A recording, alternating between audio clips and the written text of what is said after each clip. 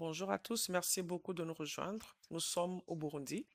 mwaramutse neza murakoze cyane kubana natwe turi mu Burundi aho twaje gusura inkambi ebyiri zikomeye z'impunzi kuko dukurikirana uko ibintu bimeze muri Repubulika Iharanira Demokarasi ya Kongo. Ubu turi mu ngoro y'umukuru w'igihugu turi kumwe na perezida w'u Burundi. C'est un plaisir de vous Murakoze cyane nyakubahwa perezida kutwakira hano mu Burundi. Biradushimishije cyane guhura namwe noneho kandi biradushimishije kuba turi hano mu Burundi. N'ubwa mbere tuje hano dukurikiranira hafi uko ibintu bimeze muri Repubulika Iharanira Demokarasi ya Kongo, ariko mbere ya byose ndifuza gutangiza iki kiganiro tuvuga twiga byimbitse uko ibintu byifashe mu Burundi. Nk'uko tubizi mwagiye ku butegetsi mu mwaka wa 2020 mu bihe byari bikomeye cyane nyuma y'urupfu rwa perezida wari wababanjirije. None se igihe mwajyaga ku butegetsi igihugu cyari kimeze gute? Ni gute mubona intambwe imaze guterwa mu gihe cy'ubuyobozi bwanyu nyakubahwa perezida?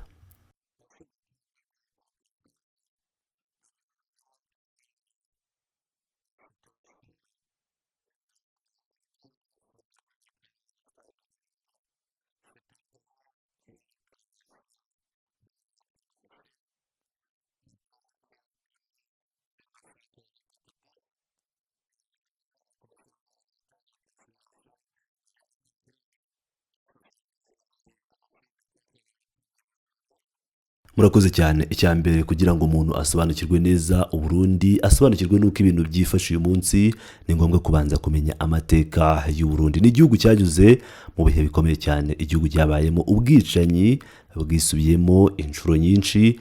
Uyu munsi komisiyo y'ukuri n'ubwiyunge yemeje ko mu mwaka w'1972 habaye jenoside yakorewe abahutu bo mu Burundi, bityo rero kunga ubumwe no kwiyunga muri iki gihugu aho amateka yahishwe kuva ku bwigenge kugera mu 2005 si ibintu byoroshye. Si ibintu byoroshye kunga no kunga uyu muryango w'abanyagihugu, uyu muryango w'abarundi, ariko kuko dusangiye amateka aho abaturage b'u Burundi bafatwa nk'umuryango umwe, nk'ubwoko bumwe, ibyo bituma byoroha kurushaho.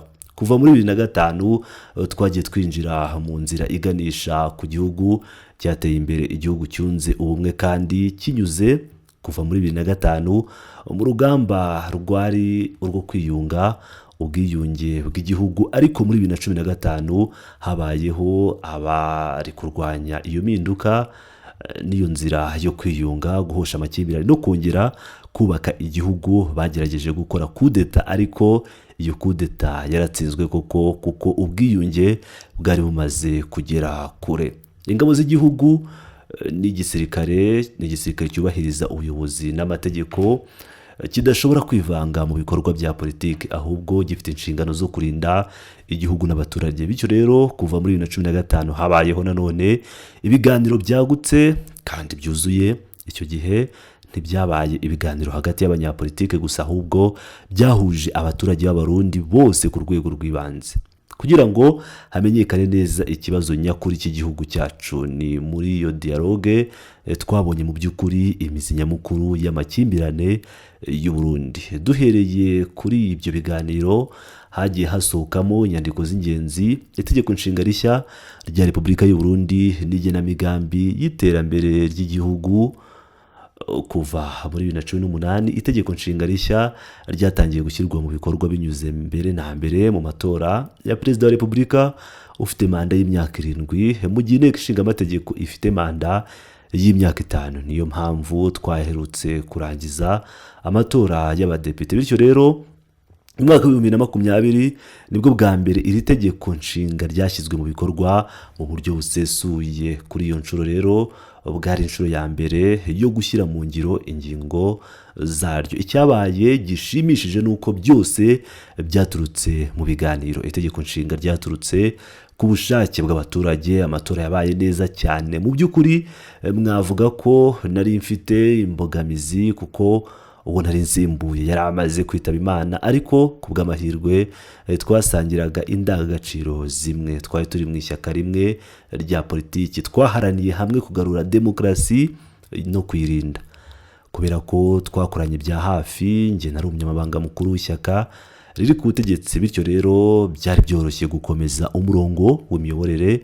Niyo mpamvu ntigeze ngira ingorane mu micungire y'igihugu muri icyo gihe no kuva muri 2020 kugeza ubu, kandi kuko twateguraga ibintu hamwe, gahunda y'igihugu y'iterambere yakomeje gushyirwa mu bikorwa neza. Uyu munsi gahunda y'igihugu y'iterambere yari ngombwa kuva muri 2018 kugeza 2027, ariko ubu twanateguye icyerekezo cy'Uburundi.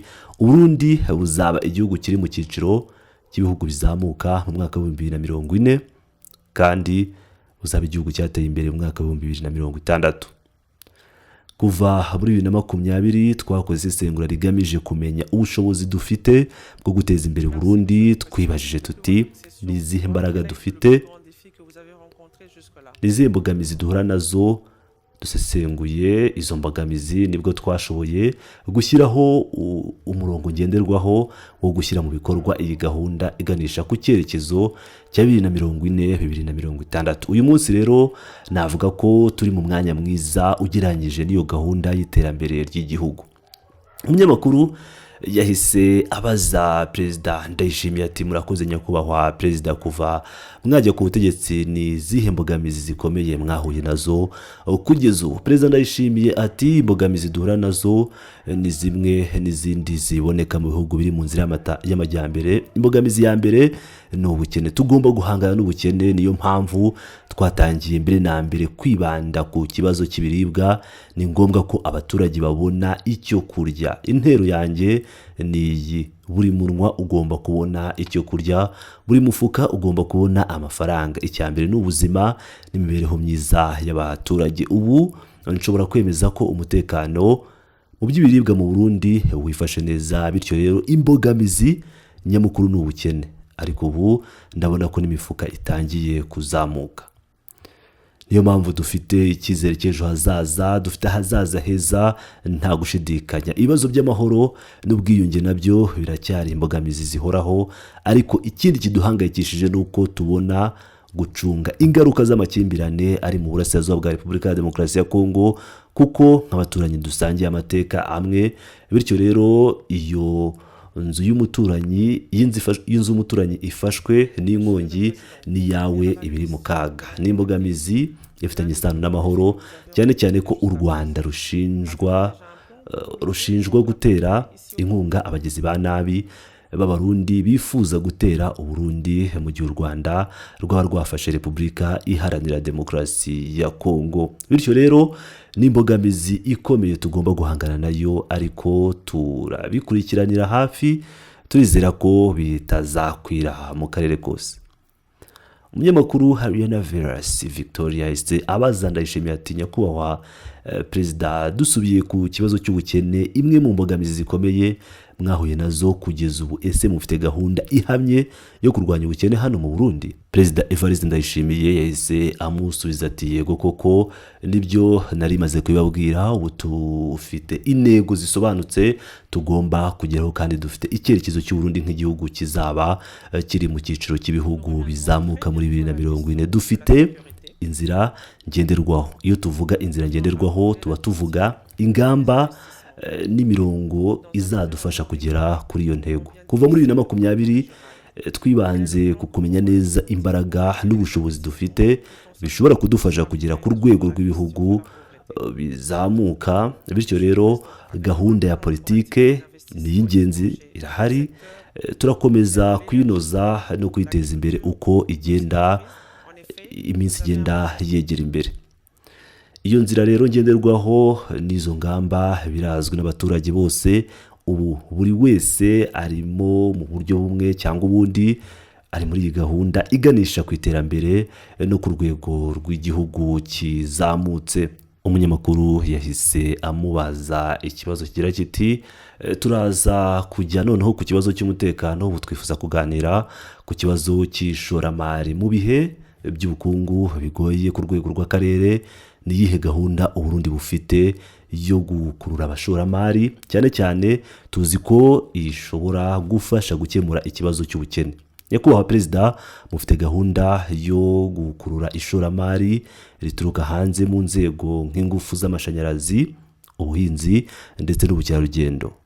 by'umwihariko igihugu cyanyu ni cyiza cyane. Perezida Ndayishimiye ati mu by'ukuri mu kwezi k'Ukuboza 2024 nateguye inama mpuzamahanga y'abashoramari baturutse hirya no hino ku isi. Hagaragaye ibihugu birenga 166 byohereje intumwa z'abashoramari kugira ngo baze kwirebera gahunda dufite n'ubushobozi dufite muri abo bashoramari benshi. Ubu harimo gusubira mu bihugu byabo, kugira ngo bategure kandi berekane imishinga yabo y'iterambere. Hano mu Burundi dufite byose bikenewe kugira ngo igihugu gitere imbere. Abashoramari bafite amahirwe menshi cyane, by'umwihariko mu rwego rw'ubuhinzi. Dufite ubutaka bwera cyane, dufite amazi, dufite imvura ihagije, dufite n'abakozi bashoboye mu buhinzi no mu kurengera ibidukikije. Mu by'ukuri ibi ni ibihe byiza kandi byiza cyane ku ishoramari. Mu rwego rw'ingufu n'amashanyarazi, ubu hari abashoramari batangiye kuza kubaka ingomero z'amashanyarazi akomoka ku mazi. Dusanzwe dufite sosiyete z'abanyamerika zikora hano, kandi dufite n'ibigo by'abarundi nabo mu bindi bihugu bakora mu bijyanye no kubaka ingomero. Vuba aha twanatashye ku mugaragaro urugomero rw'amashanyarazi rwubatswe n'ikigo cy'abanyamerika mu rwego rw'abikorera. Turimo gushyiraho imishinga y'ubufatanye hagati ya leta n'abikorera kugira ngo dukorane mu guteza imbere igihugu mu rwego rw'ubucukuzi bw'amabuye y'agaciro. Aha niho twamaze kunoza no kurangiza amasezerano agenga ubucukuzi bw'amabuye y'agaciro mu Burundi, ku buryo akomeza kugenda arushaho kuba meza ku bashoramari, kuko ubu tuzajya twumvikana ku buryo umusaruro ugabanywa abo bashoramari.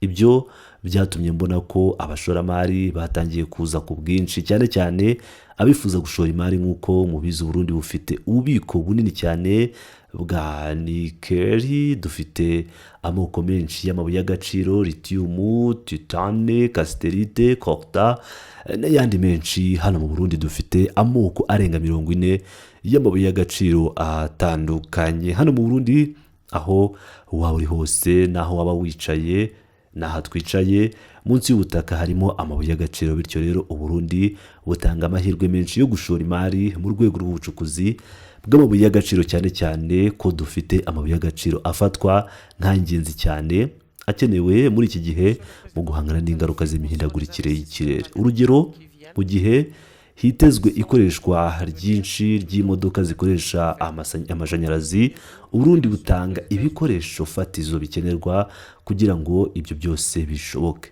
Mu rwego rw'ubukerarugendo, Uburundi ubwabwo ni igihugu gifite ubushobozi bukomeye mu bukerarugendo. Imiterere y'igihugu cyacu, amateka yacyo, dufite umurage ukomeye w'amateka. Mwabonye urugero, ingoma z'Uburundi ni umurage w'isi wemejwe na UNESCO. Mu by'ukuri dufite byinshi byo kugaragaza mu rwego rw'ubukerarugendo. Byongeye kandi Uburundi buherereye hagati muri Afurika, bityo bushobora kuba igicumbi cyangwa ihuriro ry'akarere. Bityo rero amahirwe yo gushora imari arahari, kandi ibyo byose bikura abashoramari. Ubu turabona ko abashoramari batangiye kuza ku bwinshi, bashora imari muri izi nzego zose.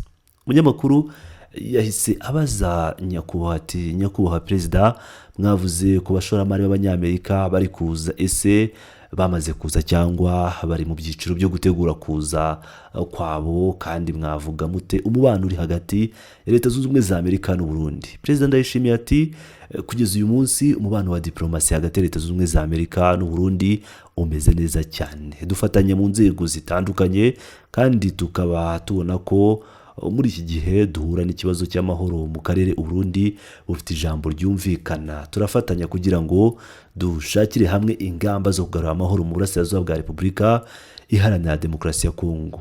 Bityo rero abanyamerika bagirira Uburundi icyizere, kandi Uburundi bufitiye Leta Zunze Ubumwe za Amerika icyizere. Umunyamakuru yahise abaza Ndayishimiye ati none se mwavuga mute umubano uri hagati ya Repubulika ya Demokarasi ya Kongo n'u Burundi, dusubiye ku kibazo cy'umutekano, kandi mubona mute uko ibintu byifashe muri Repubulika Iharanira Demokarasi ya Kongo? Ndayishimiye ati iyo nsobanura umubano uri hagati y'u Burundi na Kongo, nkunda gukoresha ishusho y'igiti n'igishishwa cyacyo. Nk'uko mubizi ntushobora gutandukanya igiti n'igishishwa cyacyo. Iyo utandukanije igishishwa n'igiti, igiti kiruma n'igishishwa nacyo kikuma. Bityo rero Uburundi na Repubulika ya Demokarasi ya Kongo basangiye amateka amwe. Mu gihe cy'ubukoloni bari bafite umwami umwe w'ubukoloni. Mu gihe cy'ubukoloni Bujumbura yari umurwa mukuru w'u Rwanda, Uburundi n'Uburasirazuba bwa Kongo. Ibi bivuze ko hariho ibihugu bitatu, Uburasirazuba bwa Repubulika ya Demokarasi ya Kongo byitwaga agace ka Kivu gafite umurwa mukuru wa Goma, u Rwanda ufite umurwa mukuru Kigali, Uburundi naho bafite umurwa mukuru Gitega, naho Bujumbura ukaba wari umurwa mukuru wacu twese. Bityo rero Repubulika ya Demokarasi ya Kongo n'Uburundi bisangiye amateka amwe. Ibyo bituma iyo Repubulika ya Demokarasi ya Kongo ibabaye, Uburundi nabwo bubabara. Niyo mpamvu nsobanura umubano w'ibihugu byacu nk'igiti n'igishishwa cyacyo. Kubw'ibyo biragoye kubitandukanya. Umunyamakuru yahise abaza Ndayishimiye ati dusubiye ku kibazo cy'umutekano ko yakanukuzanya kubahwa perezida mwabaye uhagarariye Burundi mu gusinya amasezerano ya Washington hagati ya Repubulika ya Demokarasi ya Kongo n'u Rwanda. Ayo masezerano agaragara nk'iterambere rikomeye mu kugarura amahoro mu karere ka Afurika y'ibiyaga bigari. Mubona gute icyo aya masezerano asobanura ku bijyanye n'ituze ry'akarere? Perezida Ndayishimiye ati mu gusinya ayo masezerano nayo nizeye ko ibyo twiyemeje bizubahirizwa, ariko nzi neza ibibazo bihari muri aka karere. Igihe nari perezida w'inama y'abakuru b'ibihugu bya Community of East African States, East African Community, nagerageje gukora ibishoboka byose kugira ngo habe amahoro. Nari mu gihe cyagaragazaga intambwe kuko narahuye n'umutwe wa M23. Nakoraga urugendo hagati ya M23 na Kinshasa kandi nigeze kugera ku mwanzuro runaka. Uwo mwanzuro wari uko M23 izashyirwa mu nkambi kantonoma ndetse igatangira gahunda y'amahoro y'abaturage ba Kongo. Twanabonye naho iyo nkambi izaba twari twatangiye rero gusa nkaho gahunda y'amahoro yari igeze kure, ariko hagati aho nabonye M23 yarongeye gutangiza intambara. Bityo nabajije impamvu, kuko buri gihe twagiranaga ibiganiro sinabonaga icyatuma amahoro adashoboka, ariko nasanze hari gahunda yihishe inyuma. Niyo mpamvu navugaga ko kubera ko ubu muryango mpuzamahanga urimo ubibona ndetse n'ibihugu bikomeye nka Leta Zunze Ubumwe za Amerika ifite ijambo, natekerezaga ko ubwo buryo bw'amasezerano buzashyirwa mu bikorwa, ariko amaherezo nasanze ari ibinyoma, kuko ako kanya intambara yongeye gutangira. Ibi binera impungenge, ariko ntekereza ko inzira yonyine yo gukemura ikibazo ari ukwerekana imizi nyakuri yacyo, kuko niba bitakorwa byose turabikora tutazi aho ikibazo kiri.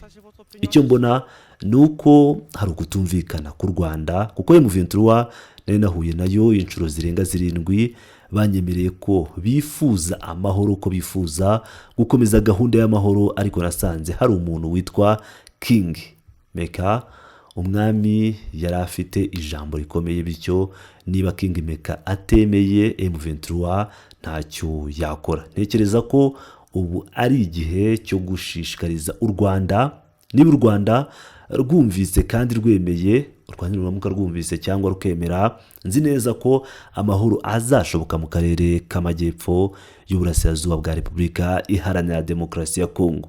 Ariana Virus Victoria, umunyamakuru, ese amubaza ati nyakubahwa perezida, mwavuze ko mukora cyane kugira ngo muganire ku masezerano y'amahoro, ariko simwe mwenyine, hari abandi bategetsi benshi bo muri Afurika bakomeje gukora ibishoboka. Mubona hari iki kibura?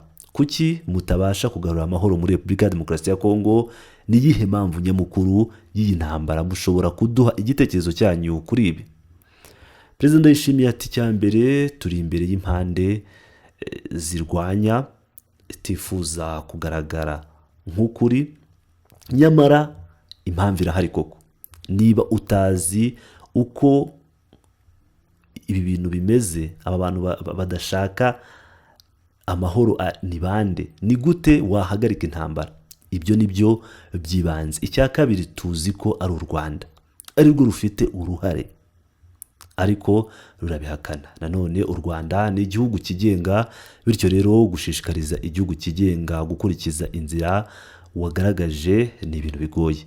Niyo mpamvu mbona ko umuryango mpuzamahanga ugomba kwinjira muri ibi bintu kugira ngo ushyire igitutu ku Rwanda kugira ngo rwemere inzira y'amahoro. Ariko umunyamakuru yahise amubaza ati ariko kugeza ubu ndabona ko icyo gihugu kikirimo kwinangira mu nzira yacyo, igihe muvuga ko umuryango mpuzamahanga wakagombye gushyira igitutu ku Rwanda, murashaka kuvuga iki neza? Mudusobanurire n'icyo umuryango mpuzamahanga wakagombye gukora mu buryo bufatika. Perezida Ndayishimiye ati ibi nibyo nari maze kubasobanurira. Ni gute amahoro yagaruka muri Repubulika ya Demokarasi ya Kongo? Iyo umuryango mpuzamahanga winjiye mu kibazo mu buryo bugaragara, hari ibintu byagerwaho kandi u Rwanda ntirwagira impamvu yo gukomeza kwitwaza impungenge zarwo. Icyo nshaka kuvuga ni uko hashyirwaho ingabo mpuzamahanga zihagarara hagati ya Repubulika ya Demokarasi ya Kongo n'u Rwanda, zigakora akazi ko kubitandukanya.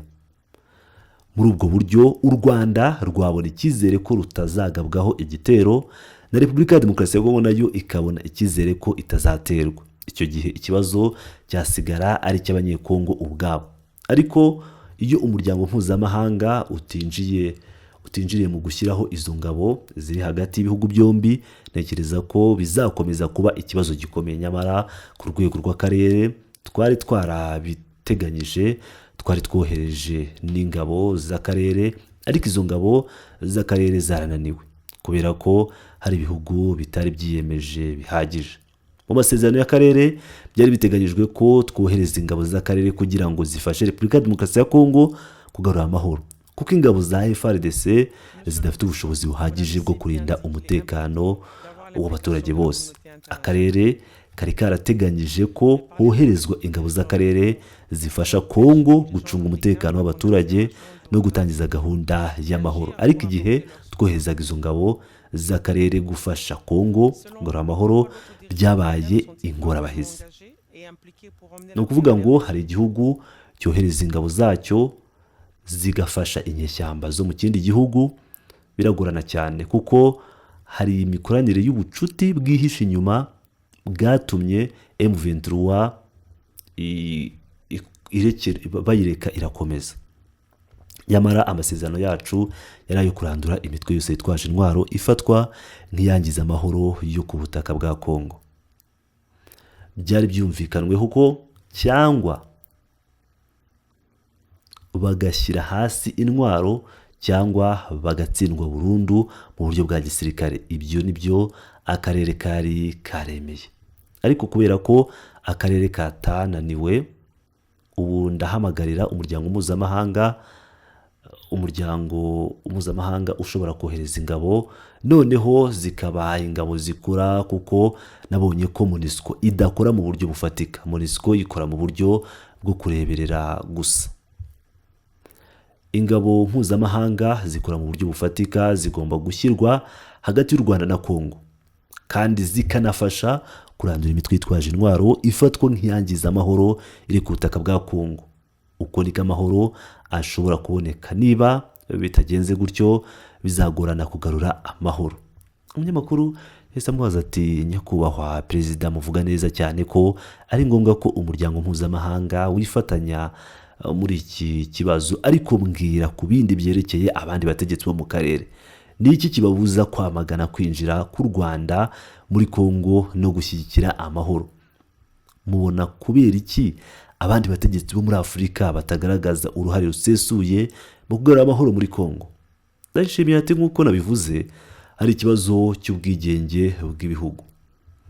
Turabana mu muryango w'Abanyafurika, African Union, ariko buri gihugu gikora ku bwigenge bwacyo. Ntabwo turi nk'igihugu cya federasiyo gifite ubuyobozi bukuru bukwiye kwivanga mu bya politike cyangwa gisirikare.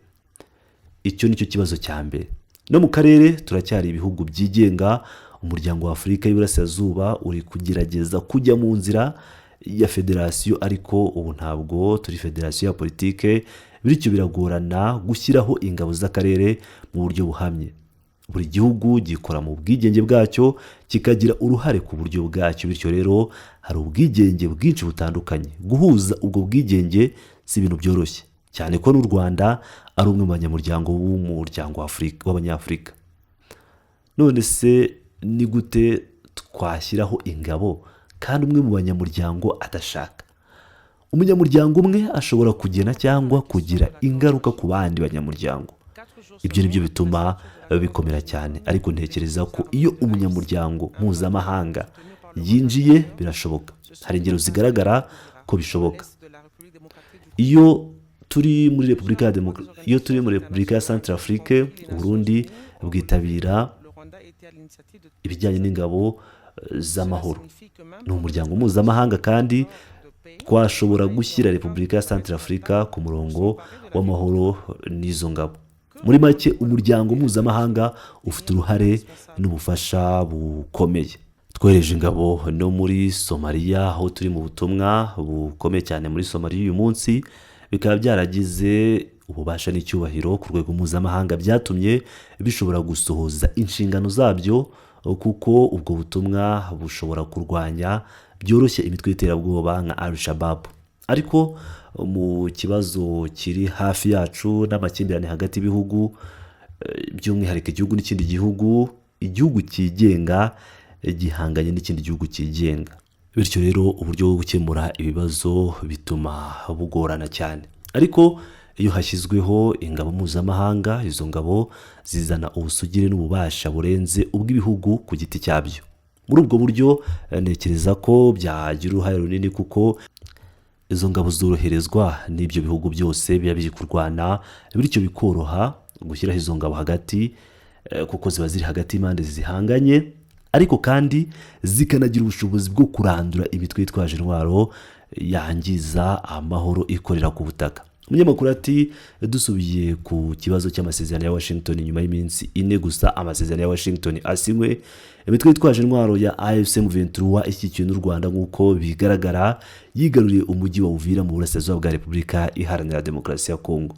Raporo nyinshi z'imiryango mpuzamahanga zirimo n'iza Loni zagaragaje ko u Rwanda ari rwo rwari inyuma y'ibi bitero byose. Ibi bivuze ko no mu gihe cy'amasezerano y'amahoro, ubwo yashyirwagaho umukono, u Rwanda rwari rurimo rutegura ibitero byo kwigarurira umujyi wa Uvira. Niki mwagenera inama, niyihe nama mwaha umuryango mpuzamahanga kugira ngo u Rwanda rubibazwe kandi rubiryozwe?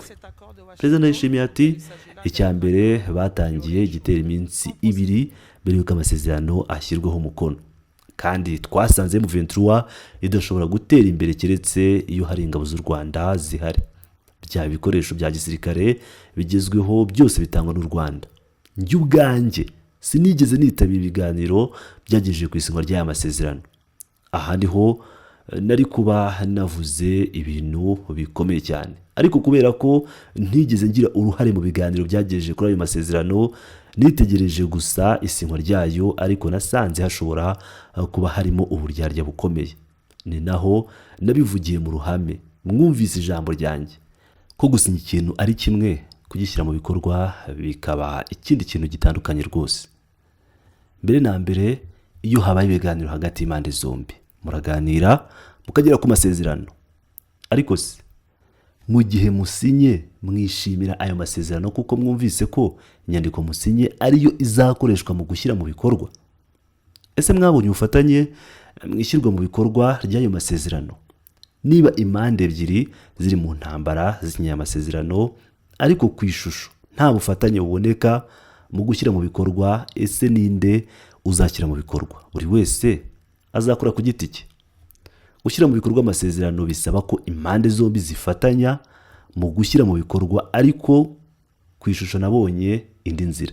Gusinya ni kimwe, gushyirwa mu bikorwa ni ikindi. Nabyumvise neza kandi ibyo navuze ni ukuri.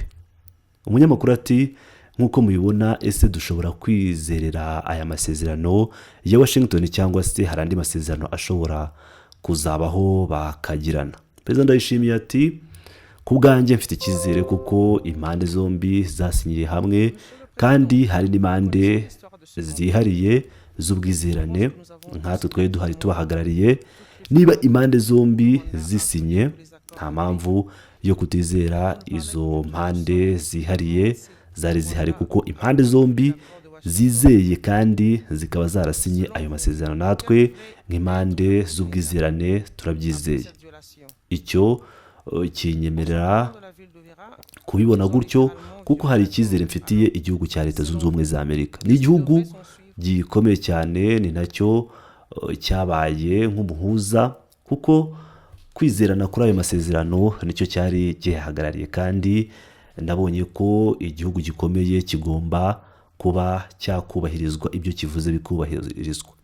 Niba Leta Zunze Ubumwe za Amerika zarabwiye isi yose ko intambara izahagarara kandi impande zombi zigashyira mu bikorwa ibyo ziyemeje, bishyira ishema n'icyubahiro cya Amerika mu kaga haramutse hatabaye kubahiriza ibyo basinyanye. Ntekereza ko niba umuryango mpuzamahanga ubu wasaba Leta Zunze Ubumwe za Amerika, niba byarananiranye gushyira impande zombi mu bikorwa, icyo gihugu cyatumye ayo masezerano atashyira mu bikorwa bahita babibaza ngo ni iki. Niyo mpamvu mfite icyizere, kuko amasezerano yarasinywe, nk'uko mfitiye icyizere gikomeye uruhare rw'impande z'ubwizerane arizo Leta Zunze Ubumwe za Amerika. Nizeye ko Amerika izagira uruhare rukomeye mu gushyira mu bikorwa ayo masezerano. Umunyamakuru ati: nyakubahwa perezida, muzi amateka y'intambara, nkaba mbona ko twese twabonye inshuro zose u Rwanda rwangije amasezerano y'amahoro, kandi mu gihe gishya cyane abantu bose bazi ko u Rwanda rwasubiyemo ibyo rwakoraga rukabikorera ku masezerano ya Washington. Mubona iki? Mubibona mute? Ni iki cyakorwa cyangwa ni iki kizakurikira? Perezida Ndayishimiye ati: nyuma yo gufata umujyi wa Uvira byagaragaye ko bahungabanyije amasezerano. Muri ubwo buryo mubona igikwiye gukurikira? Ku bwanjye ndabona icyo basigaje ari ugushyira mu bikorwa ayo masezerano.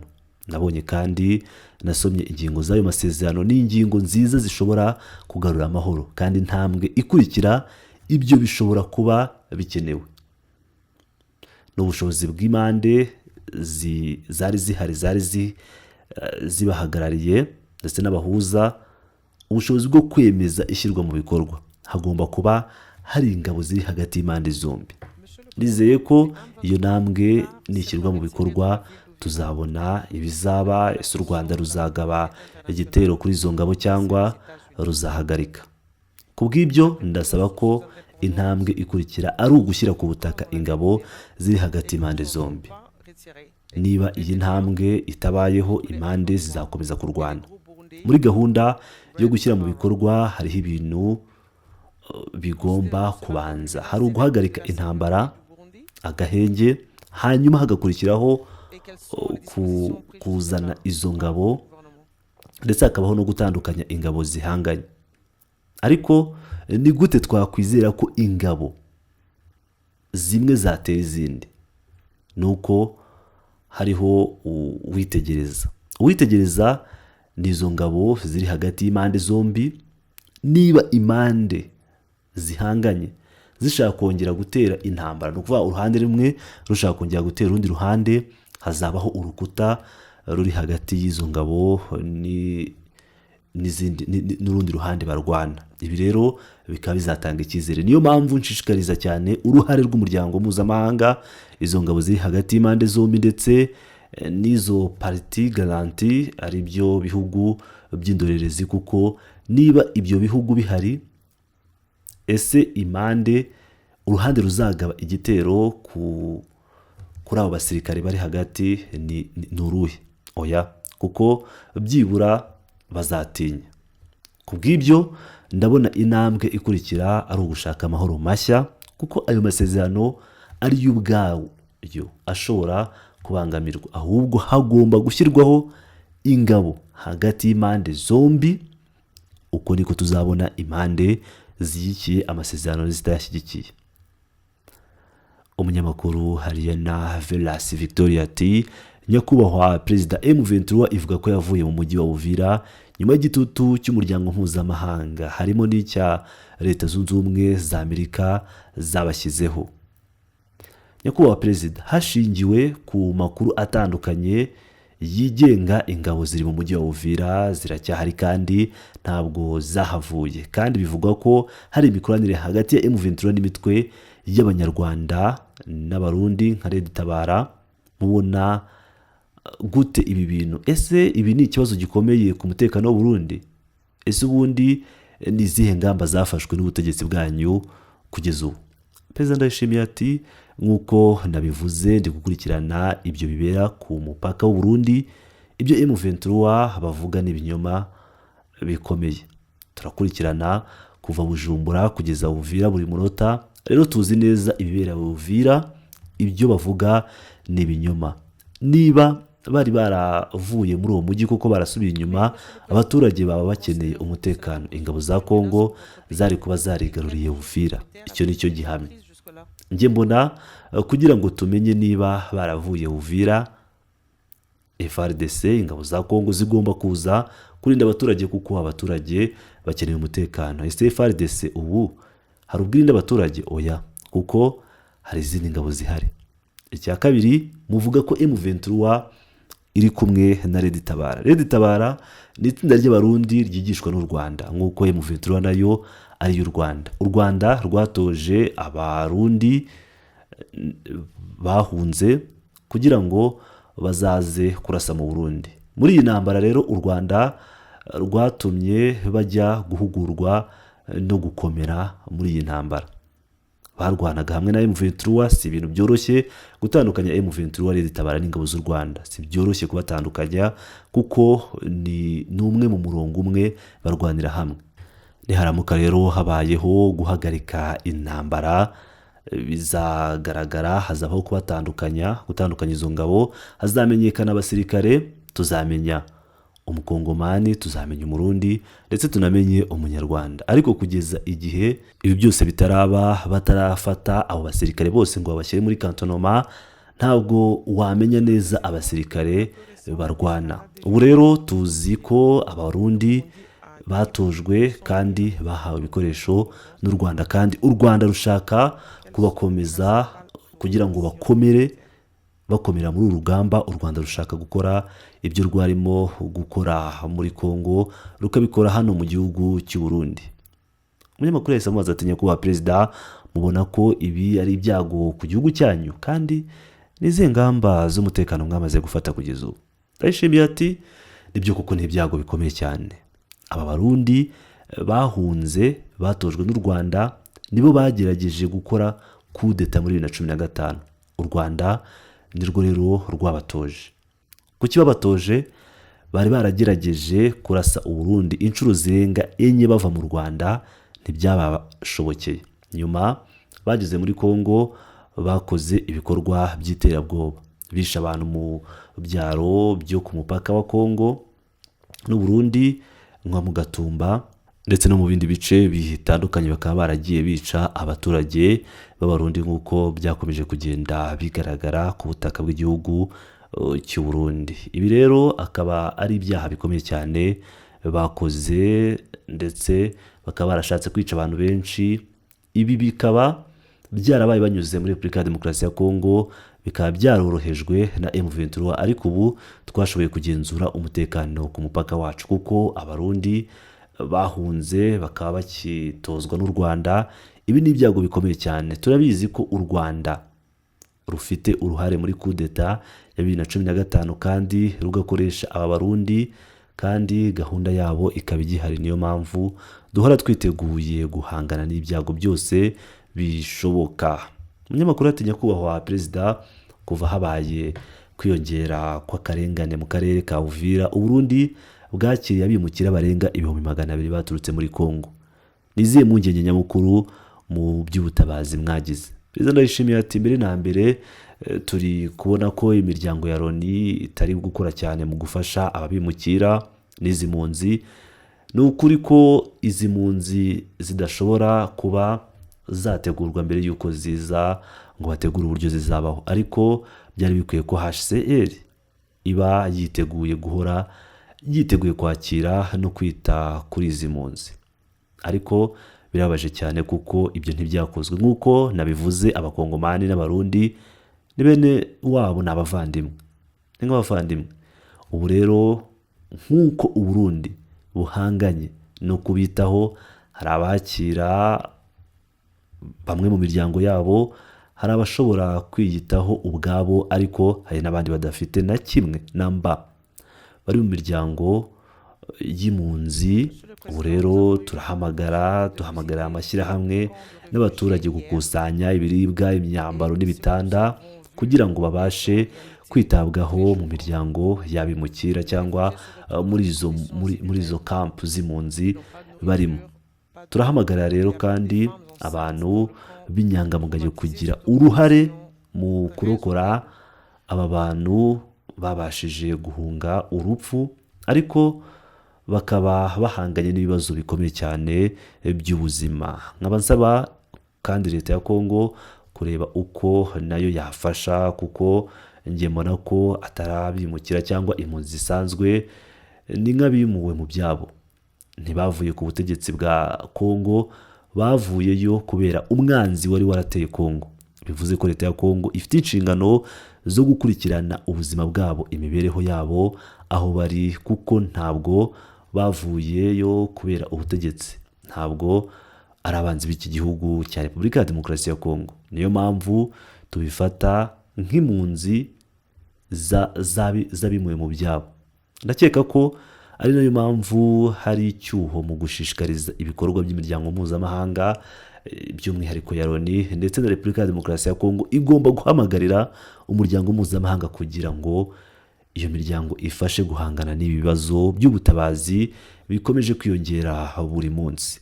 Ku ruhande rw'u Burundi turagerageza gukangurira abaturage, ariko biragoye cyane. Uburundi nta bushobozi buhagije bufite bwo kwita kuri ababimukira, ariko tugomba gukora twunze ubumwe. Umunyamakuru Hariyana Velas Victoria yahise abaza Ndayishimiye ati, nyakubahwa perezida, twagize amahirwe yo gusura kimwe mu kigo cy'abimukira, ni ukuvuga ngo ni inkambi y'izi mpunzi ejo, kandi ibyo twabonye ni ibintu bibabaje cyane kandi bitunguranye. Izi mpunzi ziri mu buzima bubabaje cyane budafite agaciro, nta biribwa bafite, nta mazi, ndetse hari n'abagore batwite bari mu bwoba kubera uburyo bukabije bubabaje kandi babayemo. Mwavuze ko leta yanyu ikomeje gushyiraho ingufu, mwahamagariye umuryango mpuzamahanga kugira ngo ufashe aba bakongomani. Ni gute leta ya Kongo yakwifatanya namwe kugira ngo ifashe ababimukira bari mu buzima budafite agaciro? Perezida Ndayishimiye ati, rero reka mbanze gufata umwanya wo kuvuga kuri leta ya Kongo. Iki ni ikibazo gikomeye cyane, ni ikibazo kitateganyijwe, kidashobora kwirindwa, kandi umuntu atagomba kureba ngo ashyire ku ruhande. Bivuze ko na leta ya Kongo ntabwo yari yarateganyije inshingano zo kwita kuri aba bahunze. Nayo rero igomba kureba uburyo nayo ikeneye inkunga n'ubufasha bw'ibindi bihugu. Niyo mpamvu nanjye mbisobanukiwe. Mbere na mbere irimo guhangana n'intambara. Ni umwana w'ibitero by'igihugu. Gutunga ingabo z'igihugu no kwita ku mpunzi ntabwo byoroshye. Sinshobora gushyira icyaha kuri leta ya Repubulika ya Demokarasi ya Kongo, kuko ni ikibazo cy'akaga katateganyijwe, kandi kigomba guha isi yose isomo ry'ubumwe n'ubufatanye. Ariko ndabona niba leta ya Kongo ikomeza gushaka ubufasha, natwe Abarundi dukora ibyo dushoboye. Twahamagariye imishyikirano cyangwa inama zitandukanye n'uturere hano kugira ngo habeho raporo, hatangwe raporo ku bijyanye n'ibiri kuba. Twagerageje kandi kubereka iby'iki kibazo, ariko ni akazi kagomba guhurizwa hamwe buri munsi. Mu by'ukuri imibereho y'izi mpunzi irababaje nkurikije iby'iki kibazo cyose uko kimeze, kuko turacyafite ubushobozi buke bwo kubishyira ku murongo. Nyakubahwa perezida, ubwo n'umunyamakuru wahise wongera amubaza ati, ndifuza kubaza iki kibazo mbere y'uko dusoza. Hazaba amatora hano muri 2027. Ese muzitabira ayo matora nyakubahwa perezida? Perezida Ndayishimiye nta kuzuyaza ati yego hazaba amatora muri 2027. Icyo nzi neza nuko tugomba kugira abakandida, kuko tugomba kugira umuntu uzayobora igihugu nyuma ya 2027. Ubu ndi mu rwego rwo gutunganya manda ya mbere. Itegeko nshinga rivuga kuri manda ebyiri, bivuze ko ndi mu murongo w'amategeko. Ariko hano mu gihugu cyacu dufite uburyo n'amahame. Umukandida atangwa n'ishyaka. Rero ishyaka ryanjye niba ribona ko ari byiza ko nkomeza kuba umukandida, nzahora niteguye. Kugeza ubu ni twateguye inama y'ishyaka yo gufata iki cyemezo. Birashoboka ko tuzafata icyemezo mu mpera z'umwaka wa 2026 ubwo tuzamenya umukandida. Ndi umwe rero mu bagize inama y'ishyaka, ndi perezida w'inama y'ishyaka. Ni inama ishinzwe guhitamo. Twubahiriza amahame, hari ibisabwa kugira ngo umuntu abe umukandida. Ishyaka ritanga ibyo byose bisabwa, tukareba rero mu bakozi b'igihugu uwashobora kubikora, uwashobora kubikora neza. Birashoboka urugero ko ndi kunanirwa muri 2026, ko nta kintu kizaba kiri ku murongo. Icyo gihe rero wenda batashaka cyane, niba nakiri mu murongo muri 2027, ishyaka rishobora gushaka undi muntu ushoboye kandi ufite imbaraga nyinshi. Aha mu gihugu cyacu ni amahame dukurikiza, kandi icyo mbona ni uko Burundi bwahindutse cyane. Ntibikiri intambara zo kurwanira imyanya hano, imyanya yo kuba perezida cyangwa indi myanya. Kuva twatangira kurwanya ruswa no guhangana n'ibindi byaha mu bukungu, n'abakozi benshi bazi neza ko batagishishikajwe no gushaka imyanya. Baravuga bati ibyo birahagije.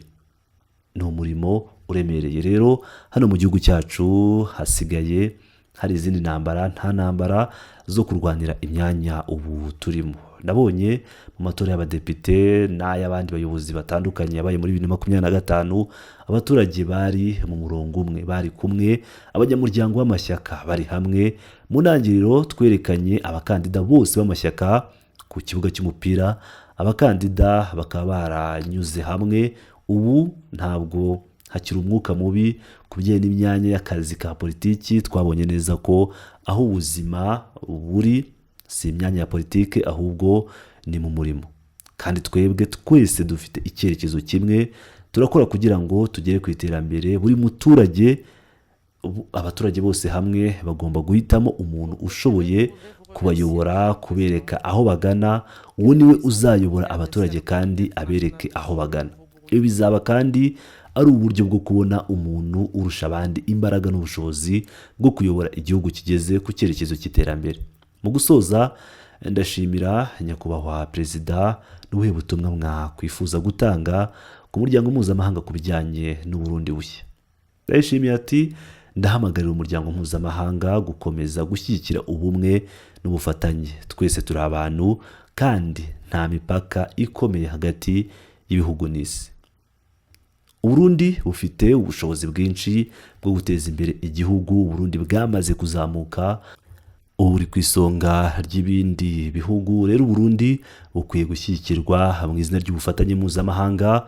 Uburundi bukwiye gushyigikirwa n'ibihugu byateye imbere kugira ngo natwe tugere ku rwego rumwe. Ntituri gushaka ko twagirwa tukaba nk'umutwaro w'ibindi bihugu, kuko dufite ibikoresho n'ubushobozi bwose bwo guteza imbere igihugu. Ariko kuko tukiri inyuma, dukeneye inkunga y'ishoramari ry'ibanze. Niyo mpamvu mu izina ry'ubufatanye ibihugu byateye imbere bikwiye kudushyigikira kugira ngo dutere imbere. Kandi uko iminsi ishira tuzakomeza kugenda dutera imbere. Ntabwo tuzaba umutwaro, ahubwo tuzaba inyungu kuri ibyo bihugu. Ngira ngo rero muracyumvira, iki ni ikiganiro kirekire, mutwihanganire ku makosa ashobora kuba yabayemo, kuko ni ikiganiro twumvaga kiri mu rurimi rw'igifaransa tukagerageza kugisemura muri rw'ikinyarwanda, tugerageza kugishyira mu kinyarwanda cyiza kandi gishobora kumvikana. Perezida Ndayishimiye rero n'umunyamakuru mpuzamahanga, umunyamakuru ukorera muri White House ukomoka muri Angola, akaba yitwa Hariana Villas Victoria.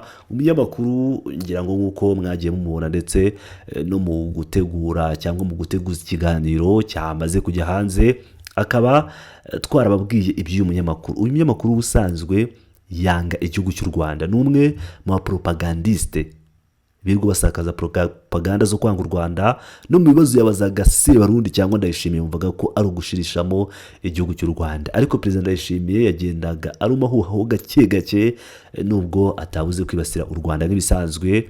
Ngira ngo mwabyumviye neza iki kiganiro cyose uko cyakabaye. Ndabashimira rero cyane inshuti bakunzi ba Pilot News TV, wowe utarakanda subscribe ikande kugira ngo ukomeze ubane natwe mu biganiro nk'ibi, amakuru nk'aya, ndetse tuzagenda tubasemurira bimwe mu biganiro biba biri mu rurimi rw'igifaransa cyangwa mu cyongereza, kugira ngo n'abanyarwanda bose babashe kumva iba byavuzwe n'abayobozi mpuzamahanga. Nk'ibisanzwe rero ni Pilot News TV, ndabakunda cyane, mukomeze mubane nanjye.